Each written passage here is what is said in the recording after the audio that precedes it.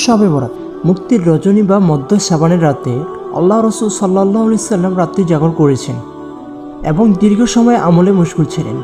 এ রাতের ফজিলত সম্পর্কে হযরত মুআজ বিন জাবাল রাদিয়াল্লাহু আনহু থেকে বর্ণিত, রাসূল সাল্লাল্লাহু আলাইহি সাল্লাম ইরশাদ করেছেন, অর্ধ শাবানের রাতে অর্থাৎ শবে বরাতে আল্লাহ তাআলা তার সৃষ্টি জগতের প্রতি মনোযোগ দেন এবং মুশরিক ও বিদ্বেষ ভাবাপন্ন ব্যক্তি ছাড়া সবাইকে ক্ষমা করে দেন।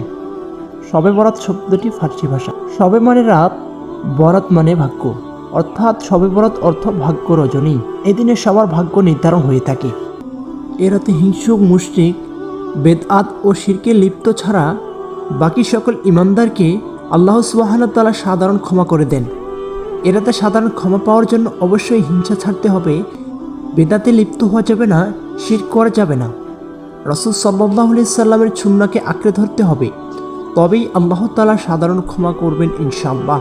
এ রাতের সবচেয়ে গুরুত্বপূর্ণ হলো ফরজ ইবাদতের প্রতি গুরুত্ব দেওয়া। ঈশা ও ফজরের নামাজ জামাতে আদায় করা সর্বোত্তম কাজ। কেননা রাসূল সাল্লাল্লাহু আলাইহি সাল্লাম বলেছেন, যে ব্যক্তি ঈশা ও ফজর নামাজ জামাতে আদায় করবে সে পুরো রাত দাঁড়িয়ে ইবাদত করার সওয়াব অর্জন করল। এ রাতে নফল নামাজ পড়া যেতে পারে। বিশেষ করে তাহাজ্জুদ নামাজের ফজিলত অত্যন্ত বেশি। কুরআন তেলাওয়াত করাও অত্যন্ত উত্তম কাজ, যা মানুষকে আল্লাহর কাছাকাছি নিয়ে যায়।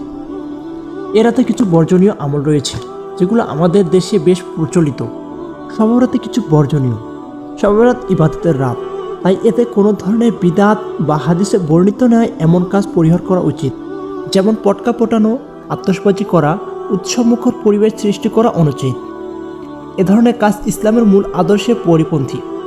এতে বিশেষ করে এদিনকে কেন্দ্র করে খাবার রান্না করা বা হালুয়া রুটির আয়োজনকে আবশ্যক মনে করা ঠিক নয়।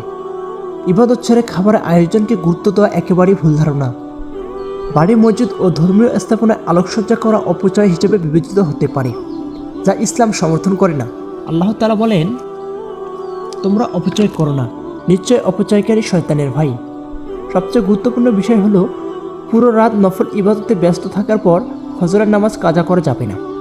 শবে বরাত উপলক্ষে ইবাদতের পাশাপাশি ইসলামের মূল শিক্ষার প্রতি শ্রদ্ধাশীল থাকা এবং বিদআত এড়িয়ে চলা উচিত। এ পুণ্যময় রাতে সঠিক আমল পালনের মাধ্যমে আল্লাহর সন্তুষ্টি অর্জনের সুযোগ রয়েছে।